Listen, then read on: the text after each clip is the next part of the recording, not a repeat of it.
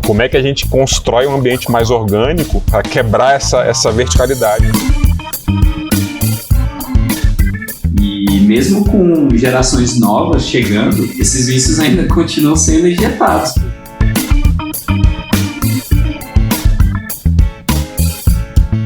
Porque geralmente essa parte de planejamento, ela está muito no topo da empresa.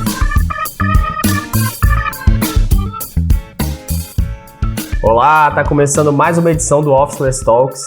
Eu sou Renato Contaifer e semanalmente eu tô aqui com o time do Officeless trocando ideias sobre a cultura do trabalho remoto. E a pergunta é, será que a minha equipe tem maturidade para trabalhar à distância? E hoje estão comigo aqui na roda Flávio Lugero, Matheus Salles e o Renato Carvalho, para a gente falar um pouco sobre isso. E aí, meus amigos, falta maturidade porque os colaboradores nunca tiveram liberdade? Ou eles nunca tiveram liberdade porque não tem maturidade? Eu acredito que seja algo mais próximo dessa primeira opção, de talvez as pessoas nunca terem tido a oportunidade de experimentar outras rotinas, outras formas de trabalhar, que automaticamente vão exigir um autodesenvolvimento ali, né, em cada pessoa, para lidar com outras situações diferentes dessa rotina normal, que é tipo, tem que ir por escritório, tem alguém te mandando ali, né, obrigando a chegar às 8 horas da manhã, meio-dia sai, depois você volta 2, depois sai, vai embora às 6, né, bate ponto, faz isso, faz aquilo. Então é quase como um formato, né, industrial, né, esse modelo industrial, formato de escolinha mesmo, né, que tem todos os horários certinhos, a criançada tem que chegar lá, a molecada chega, tem horário para chegar, senta, não faz ficar quieto, não faz barulho, então tem um pouco disso. E a primeira vez que eu experimentei ter essa liberdade, né, sair desse formato tradicional ali com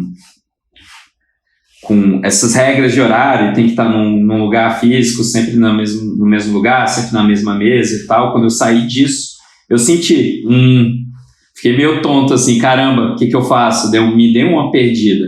E eu acredito que foi por isso, pelo fato de eu nunca ter tido a oportunidade de vivenciar essa outra forma de trabalhar. Então, eu acredito que todo mundo é capaz de desenvolver isso e as empresas só precisam permitir que as pessoas se desenvolvam mais, né, e tudo, e não tentar só ficar colocando na forminha.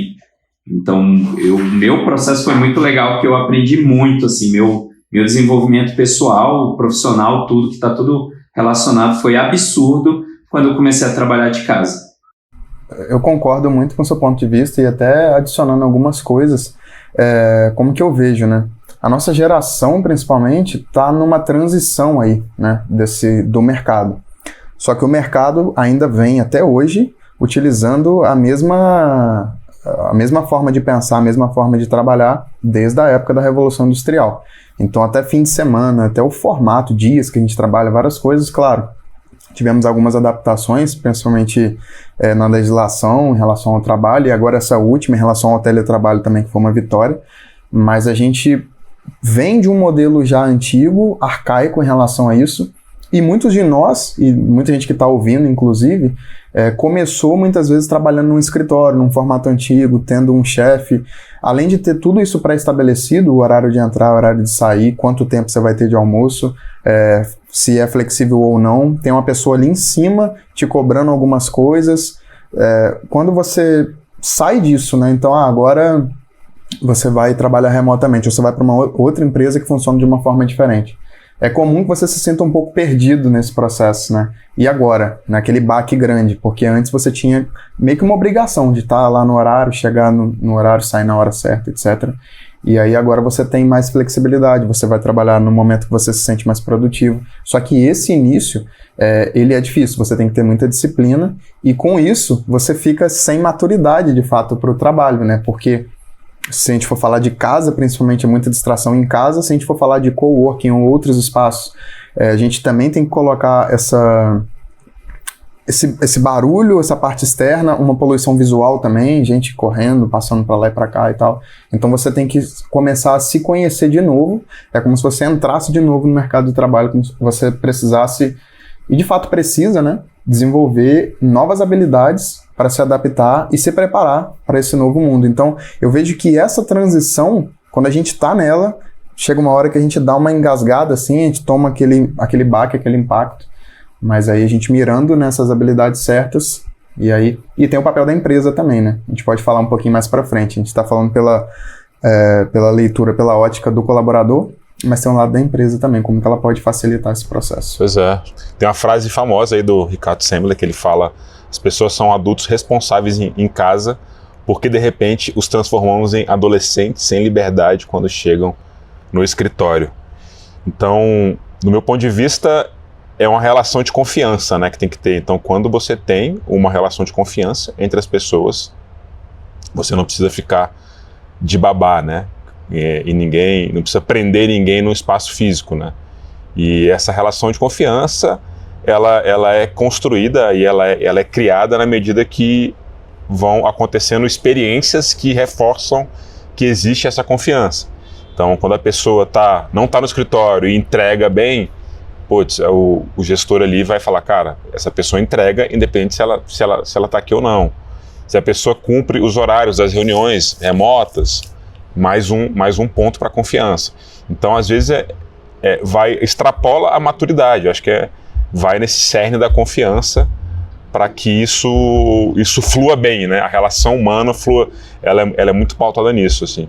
Isso, quando a gente fala de relação de confiança, né, e foco nas pessoas, isso tem sido um assunto até recente dentro da liderança e da gestão, porque a gente foi acostumado a vir lá de trás, né, num regime de controle, onde a relação ela é mais de poder do que de confiança, né? Então sempre quando a gente fala de hierarquias muito rígidas e cultura autoritária, é uma relação de poder total, né? De quem está em cima sobre quem está ali como funcionário / colaborador, né?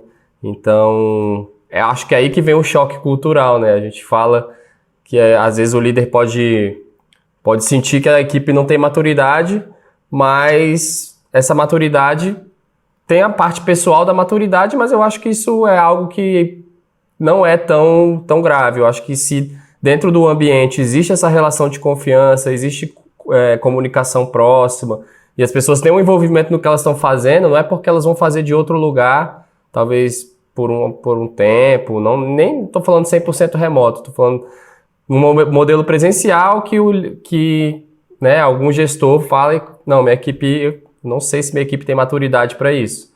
Então, talvez não é muito da maturidade das pessoas, mas é como que elas estão envolvidas no que elas estão fazendo, né? Se realmente existe essa gestão mais colaborativa, e se as pessoas estão realmente envolvidas com aquilo ali.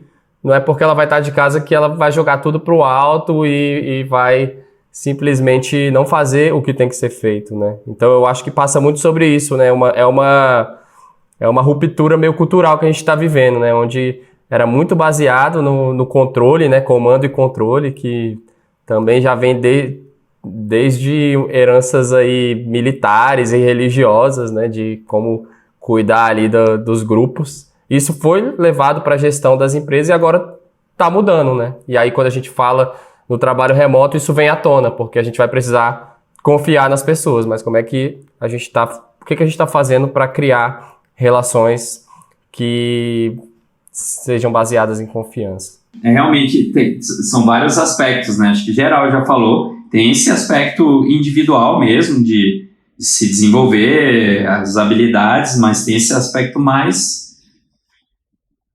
maior, né, de confiança, de desenvolver essa transparência, essa confiança dentro da empresa, dentro da liderança, dentro das equipes, capacitar, tá trabalhando isso e tirando esses vícios que foram implementados, né, injetados na nossa mente ao longo do tempo. E mesmo com gerações novas chegando, esses vícios ainda continuam sendo injetados, porque escola, faculdade, universidade e várias fontes de educação de outros órgãos. Tá te preparando do mesmo jeito. Estão preparando do mesmo jeito, porque a galera tá com o mesmo mindset. Então é um desafio muito grande quebrar essas coisas, né? E operar de outra forma.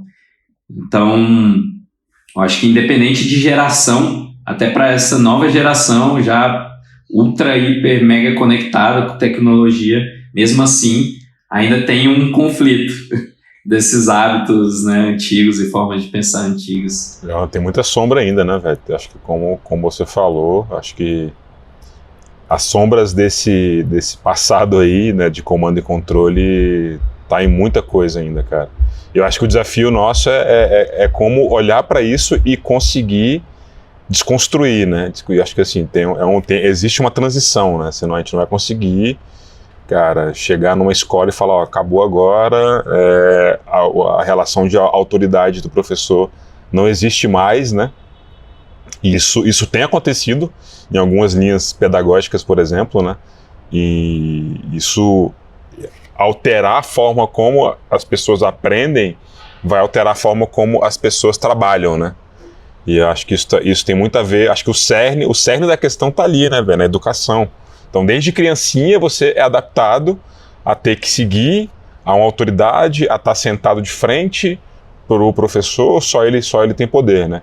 Então, tem outras linhas, né, velho, pedagógicas que vem falando, cara, agora é muito mais uma horizontalidade, você é professor, você é aluno, você é professor, e na relação de trabalho não é chefe e funcionário só, né?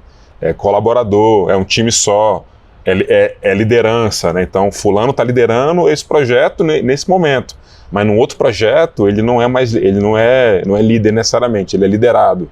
Então como é que a gente constrói um ambiente mais orgânico para quebrar essa verticalidade do poder ali? Só que eu acho que esse é um dos grandes desafios aí. Me parece que, cara, vai além até da educação, assim. Assim, a educação é claro que é a base, porque a gente, né, é o contexto em que a gente cresce e é formado, né, junto com o nosso contexto familiar. Mas será que é cultural a gente funcionar na base da punição? O Luiz Alberto Pavan comentou lá no nosso Instagram que, no post, né, que a gente falou dessa frase aí de tratar as pessoas como adolescentes e tal, sem liberdade. Ele colocou que se não houver controle de ponto, as pessoas nem aparecem para trabalhar. E aí ele deu também o exemplo dos radares que controlam a velocidade dos carros numa via. Ele falou, cara, se não tivesse radar, ninguém respeitaria, se não tivesse multa, né? Se você não fosse punido com uma multa, você não ia andar 60 km por hora. As pessoas não iam ter essa consciência, digamos, de uma forma espontânea, sem que haja uma punição, né? Aí vem essa questão, será que ser movido ali a punição para andar na linha é cultural da sociedade toda e isso acaba influenciando também no mercado de trabalho? Interessante esse ponto, cara. Tem o ponto que eu acredito que a parte da educação, falando, e só voltando na parte da educação, que se as pessoas são criadas desde de cedo, aprendendo a terem autonomia, terem outras formas de pensar que não seja esse formato que o Flávio acabou de falar, elas já vão operar de outras formas no trabalho. E isso, com certeza, vai reverberar nesse tópico que tu trouxe, né? Que as pessoas precisam de punição para estar fazendo as coisas certas e tal. E nem todas são assim, né? Tem muita gente, na real, que opera fora desse formato.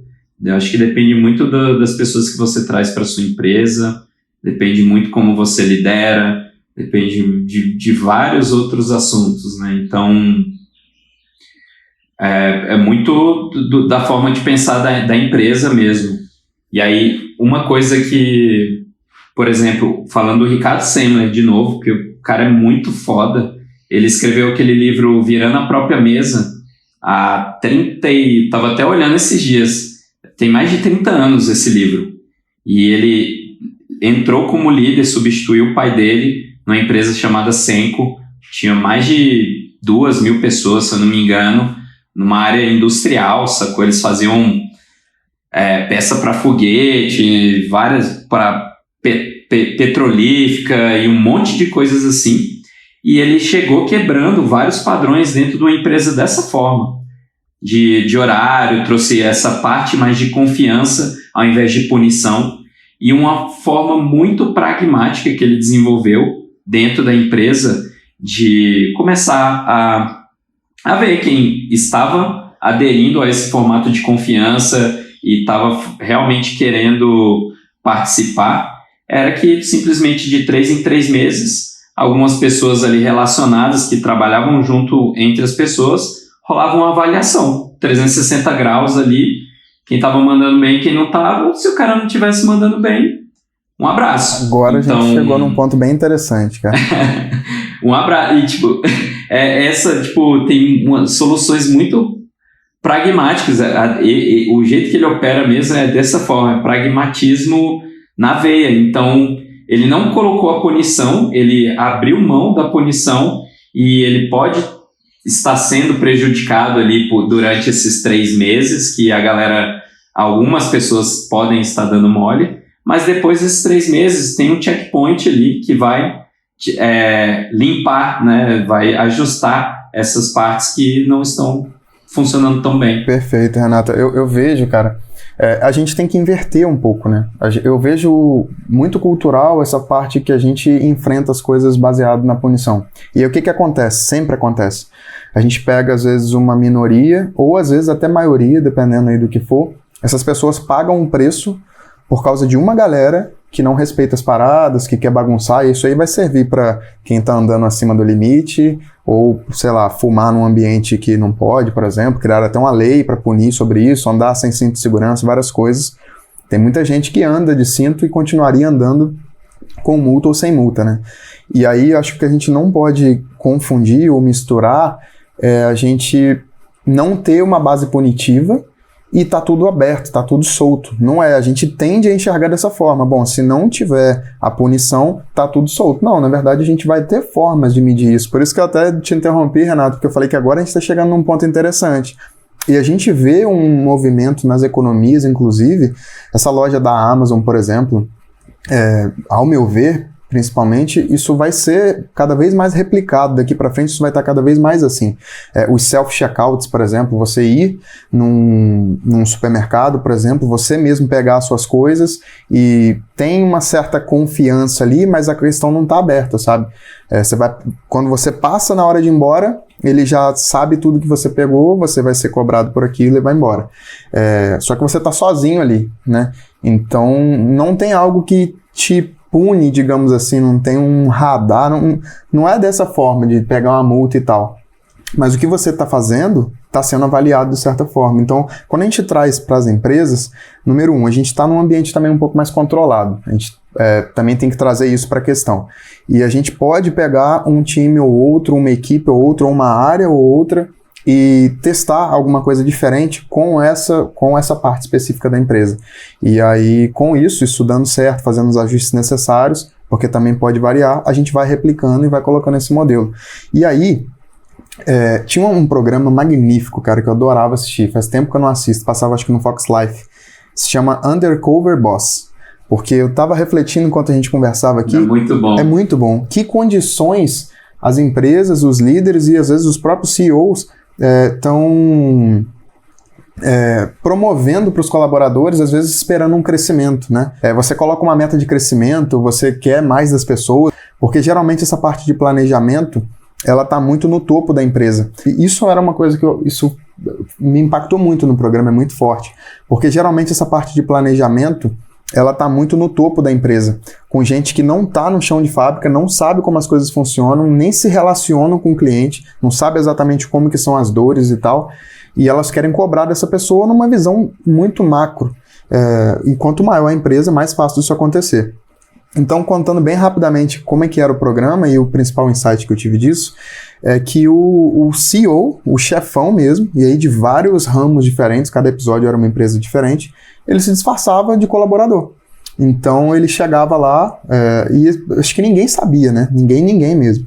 Ele chegava lá de uniforme e tal, e aí alguém apresentava ele, olha, esse aqui é o cara da manutenção que tá começando essa semana com a gente aí e tal. E às vezes o cara levava o raio na hora de executar o trabalho, era pesado e tal, um chefe ofendendo, nem aí, sabe, sem filtro nenhum. E ele na postura de colaborador mesmo, fazendo as coisas ali, tentando aprender, chegando perto de um, conversava, falava, e aí, como é que é trabalhar aqui, por aí vai, conhecendo um pouco mais da empresa. Na outra semana ele ia para outro cargo, atendente de telemarketing, por exemplo, atender as pessoas, e aí o cliente lá do outro lado xingando a beça e ele tendo que passar ali o que um atendente de telemarketing passa. Por aí vai. Então, depois ele conversava com essas pessoas, se mostrava que ele era o CEO e tal. Agora, olha a fonte de conhecimento que essa pessoa teve, simplesmente por entrar, entre aspas, na empresa, nas minúcias, conhecer as pessoas, ver como que é a execução do trabalho dela, como que é o ambiente que ela está proporcionando para aquele colaborador. Então ele tinha uma riqueza de detalhes, ele sabia exatamente onde atacar. E aí pode parecer distante do assunto maturidade, mas pô, se a gente for ver o ambiente que a gente está fornecendo para essa pessoa, e no final você também só falar que ela é imatura, acho que essa é a parte da empresa que eu mencionei lá no início, que tem que estar fazendo a parte dela também, né? Então, dependendo do ambiente, de quem está acima dela, como que é a postura dessa pessoa, se essas pessoas não têm treinamento para lidar com pessoas, por exemplo, isso é muito perigoso. E você contar só com a alta cúpula para fazer planejamento, para fazer cobrança, e você desconsiderar a parte de baixo. E aí tem até nome para isso, né? Que é o top-down, quando começa lá de cima e vai descendo, vai replicando, e tem o bottom-up, que essa é a ressignificação, né? Vai de baixo para cima, são pessoas que estão no chão de fábrica, estão lidando com clientes, com outras pessoas, e esse pessoal, ele costuma ser muito ignorado, né? As pessoas não trazem para perto, para entender, para identificar. Então acho que vale essa reflexão. Faz total sentido, cara. Eu acho que a gente está muito acostumado a não investir na relação entre as pessoas, né? Tem ali, quando a gente fala de hierarquias, tem ali o papel de cada um, isso aí vai descendo, cada um com o seu papel ali, e a relação é de autoridade, porque é baseada nos cargos ali, cada cargo tem um poder sobre outro cargo. E agora, quando a gente fala do trabalho remoto, não tem como fugir. A gente mesmo...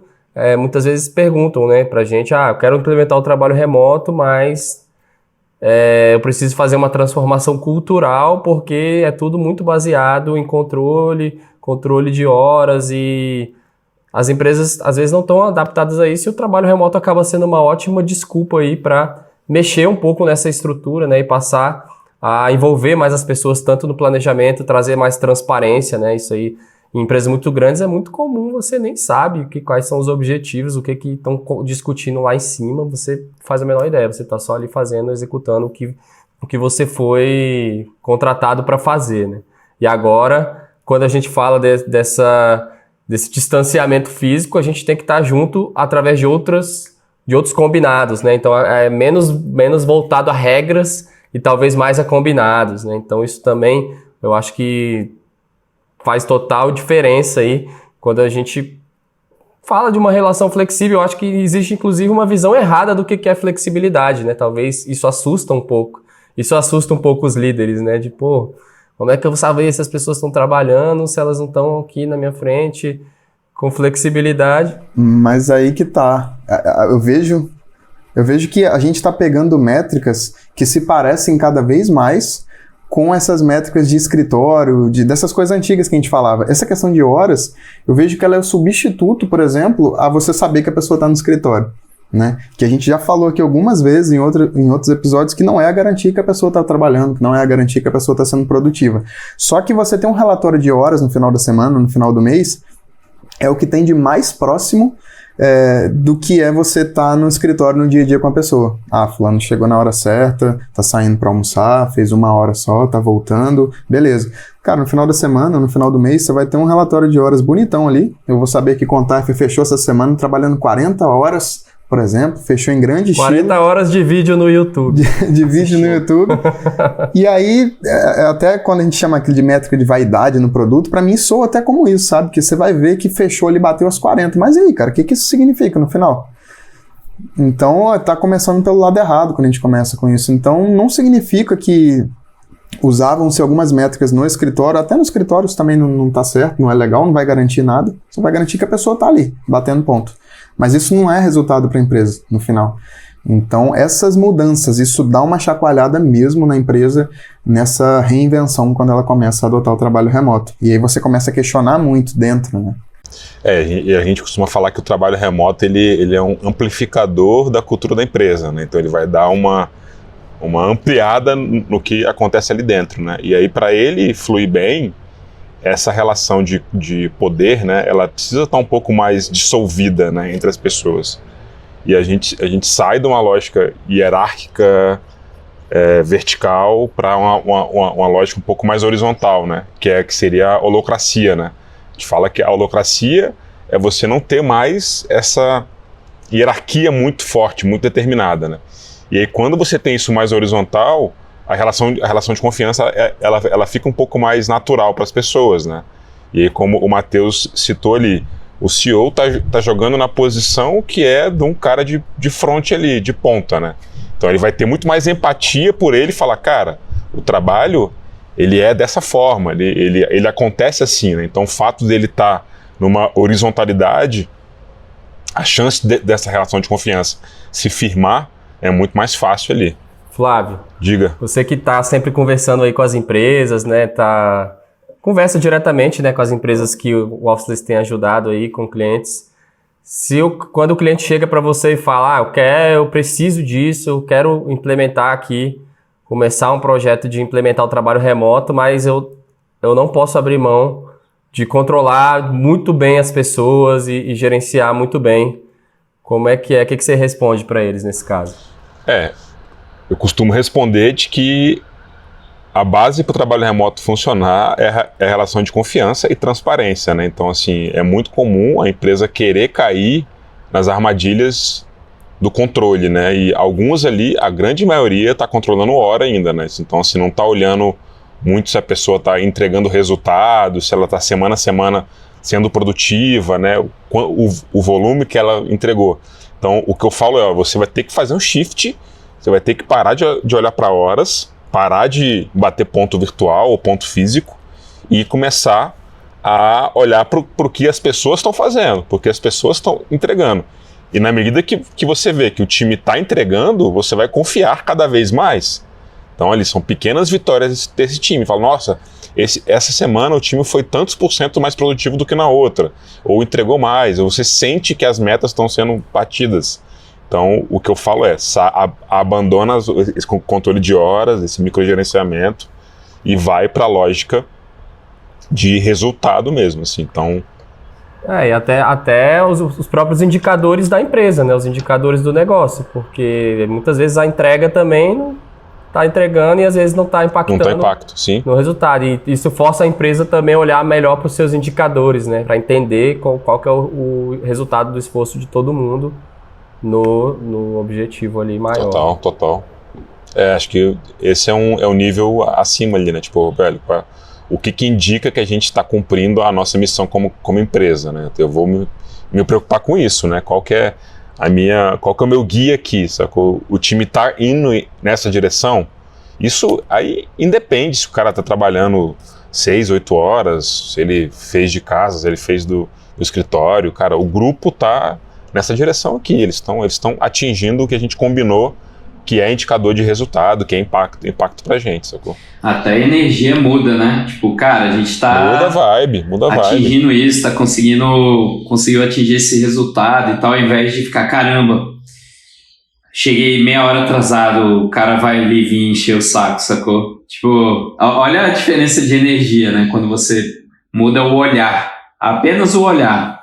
Então faz uma diferença absurda.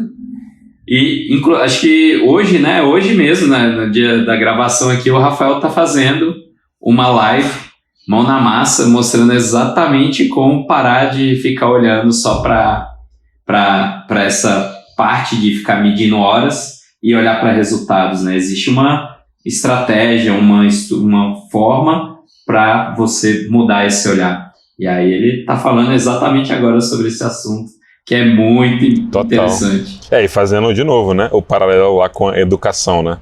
Tem muita gente, cara, que não tem os dias, vai todo dia nas aulas, tá super presente e tal, mas a pessoa é aplicada, estuda, chega na prova e manda bem na prova, sacou? Então, e aí tem gente que reprova porque não teve o nível mínimo de presença ali. querendo ou não, é a escola controlando se a pessoa tá lá, horas, né? Horas de sentado na cadeira, né? E não se a pessoa tá vendo um vídeo no YouTube e aprendendo mais sobre o tema e chega na prova e manda bem, sacou? Então, dá para ver um paralelo, né? Que a gente estava comentando aí da educação, né? A gente percebe muito essa resistência, né? Principalmente essas métricas, o que a gente chama aqui de chefinho, que já falamos algumas vezes também em episódios, até em alguns artigos. Por que tanta resistência, né? Por que de você querer ter tanto controle? Isso acaba mexendo muito com o ego da pessoa, né? Se eu pudesse dar uma dica até, inclusive, para isso, isso pode ter um processo, né?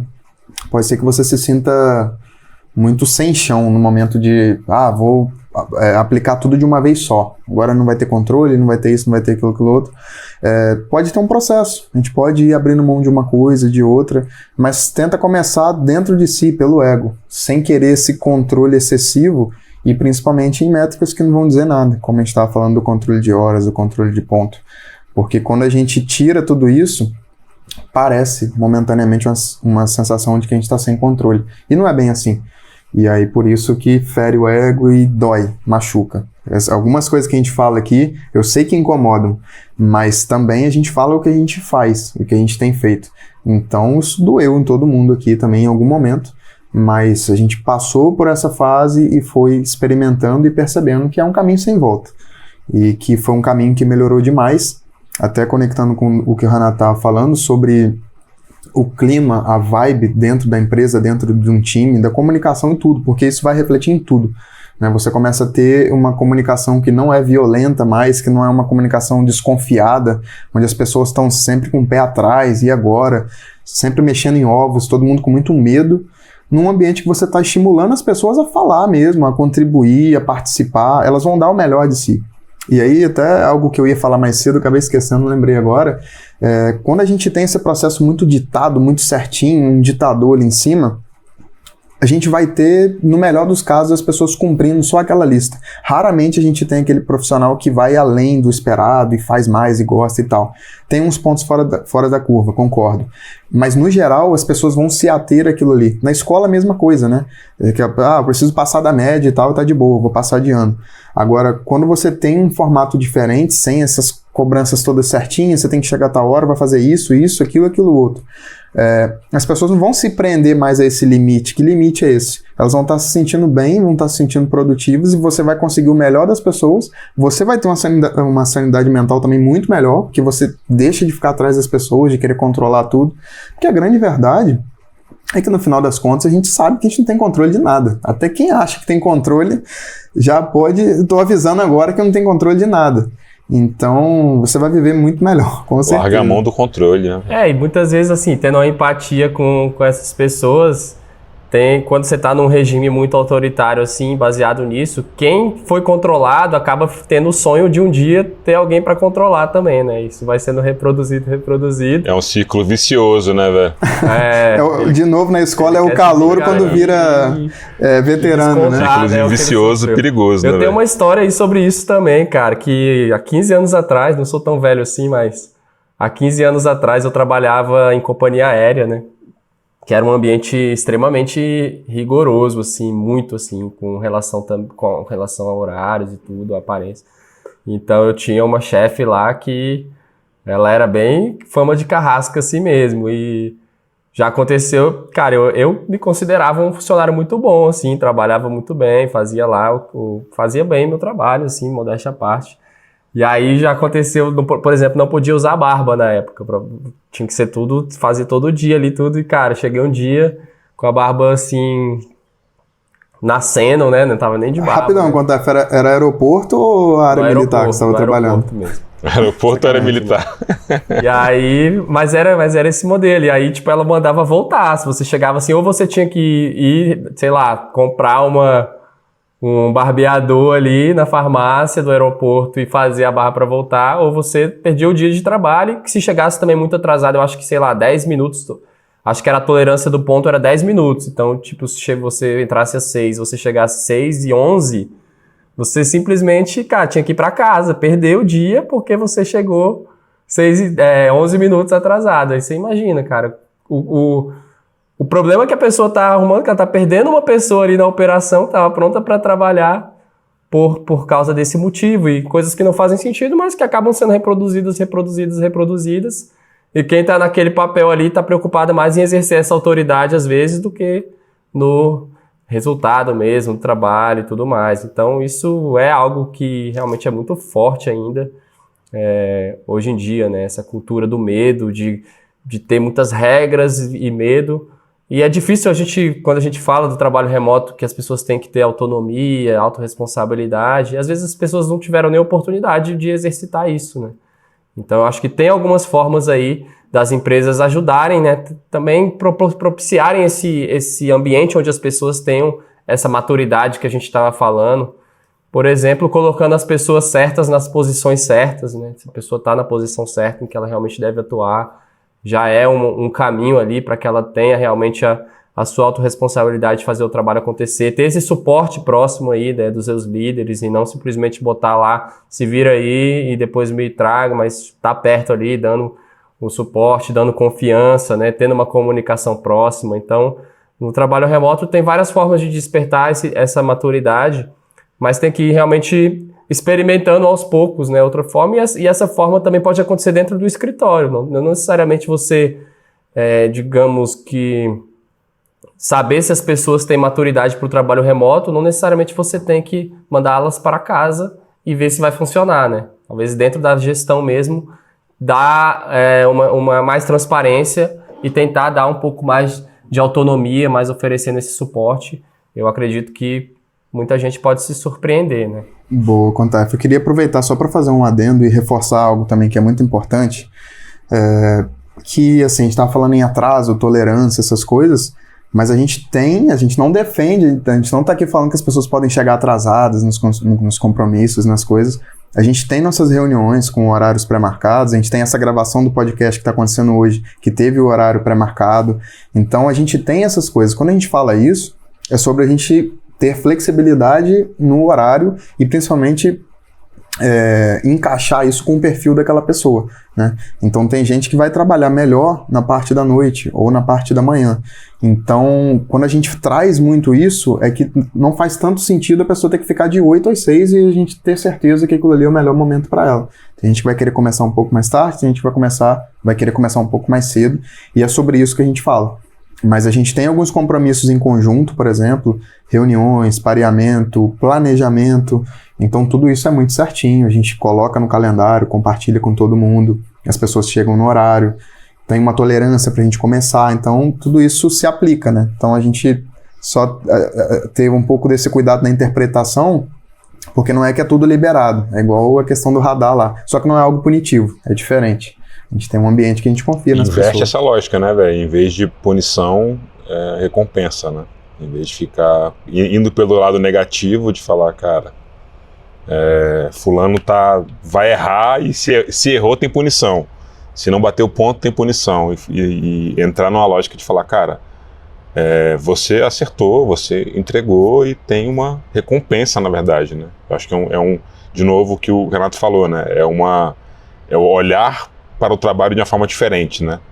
E educação de animal mesmo, né, cara? Tem uma linha que vai na punição e educa o animal pela punição. Tem uma outra linha que vai pela recompensa, que vai pelo lado positivo, né? Pode parecer muito bonito falar isso, mas as pessoas vão tendo muito mais empatia uma pela outra e a confiança vira uma consequência natural disso aí, né? E aí, cara, onde que tudo isso também que a gente falou, né? Onde que isso toca exatamente na maturidade? A gente começou o episódio falando sobre uma certa dificuldade da gente pegar essa transição de mercado, de você estar muito nesse ciclo ali, de já trabalhando acostumado com esse modelo, e de repente você se vir numa empresa onde as coisas rodam de forma diferente e você vai ter que ter uma disciplina muito grande. Porém, tem essa questão de uma rebeldia, né? Eu acho que a gente tem um senso comum cultural de perceber e entender quando as pessoas são muito presas ou vivem num ambiente muito restritivo e tal. Essas pessoas tendem a ter uma certa rebeldia quando elas não concordam com esse sistema. Então, nesse momento, muitas pessoas se tornam imaturas, como o caso da barba que o Contaf estava falando. Vai ter gente que o sonho da pessoa é usar barba, por exemplo. Então, quando a gente cria esse ambiente muito restritivo, o que vem junto? A gente ganha uma série de pessoas tentando burlar esses sistemas o tempo inteiro, porque as pessoas vão querer fazer o que elas querem, vão arrumar jeitinhos para fazer isso. Então isso toca na maturidade, né? A pessoa é imatura, porque a gente está criando um ambiente negativo, onde está todo mundo achando saída para fazer aquilo que quer. O chefe não está olhando, então agora eu vou dar um alt tab aqui e vou abrir uma outra aba, sei lá, de joguinho, de outra coisa. Dando exemplos aqui. Então a gente está criando esse ambiente, a gente está promovendo isso dentro da empresa. E aí chega o chefe, vou dar um alt tab aqui e voltou para a planilha. Tem até alguns GIFs muito engraçados sobre isso. Então, parece, você olhando de longe, parece que essa pessoa voltou a ser criança mesmo, porque ela tá fazendo birra, sabe? Só que, e talvez nem essa pessoa tenha noção que ela esteja fazendo isso. Então, acho que nesse momento agora a gente consegue encaixar todas essas coisas que a gente falou e ver na prática e aonde que isso acaba tocando na maturidade do profissional. E aí, cara, quando tu coloca isso, né, o trabalho remoto envolve a implementação que a gente já falou aqui, que automaticamente você acaba tendo que ser mais transparente, tendo que operar com outro mindset, tudo. Mesmo que a empresa não tenha todas essas habilidades, os funcionários, os líderes, quando você coloca isso na vida real e tenta aplicar, a gente sabe, né, por experiência própria, que é muito possível, é super possível de fazer isso acontecer. Então, mas precisa colocar na prática e vivenciar e vendo o que precisa ser feito ali para ir ajudando, né? Tanto transformando a cabeça da liderança, se tem algum bloqueio, algum pensamento ainda preso no passado, dos funcionários também, e todo mundo se ajudar e aprender e crescer e evoluir junto nessa. Eu acho que esse foi o processo que a gente viveu no Startae e no Officeless, né? A gente foi buscando referências de como fazer as coisas, como revisar de tempos em tempos, como é que estava sendo o progresso. Já chegamos a ter bem no começo da nossa empresa, medir por horas, né, fazer time tracking das horas, de como o time estava trabalhando, e a gente começou a questionar, cara, isso aqui não está batendo, não está legal, vamos experimentar outra forma. E aí a gente começou a deixar mais claros os objetivos, o que a gente queria atingir em períodos mais curtos, que fica fácil de enxergar. Começamos a trazer mais capacitação para o time, trocar mais experiências. Então, tudo isso vai alimentando todo mundo a operar melhor, né? E trazer mais maturidade para todo mundo. Inclusive esse lance mesmo de trabalhar de casa, como superar esses desafios, ou trabalhar de um lugar novo, um escritório, um café. Cada lugar tem um desafio diferente que você, estando preparado ou não ali, você vai estar enfrentando aquilo. E aí, se você tiver um suporte dentro do time para compartilhar experiências e a galera ir aprendendo como lidar naquelas situações, a empresa inteira vai crescendo e aprendendo a lidar, ficando mais madura. Sensacional, falou e disse. Então a maturidade aí é das duas partes, é do profissional, é da empresa, e todo mundo ganha muito quando começa a vencer isso, né? E a gente consegue ter esse ambiente mais leve, mais livre, mais de colaboração. Isso, os benefícios aí na vida das pessoas e também no resultado das empresas pode ser muito grande. Então, se você gostou desse episódio, compartilhe com quem que você acha que vai gostar também de falar sobre isso. Manda pra gente também sugestões de episódios. Se você quiser sugerir algum tópico pra gente falar aqui no podcast, manda uma mensagem pra gente lá no Instagram. E aproveita também já para seguir o nosso perfil no @beofficeless. E semana que vem estaremos de volta aí com mais um episódio do Officeless Talks. Valeu, meus amigos. Renato, Flávio. Valeu. Matheus. Valeu demais. Semana que vem, tamo junto novamente. Remoto. Bora.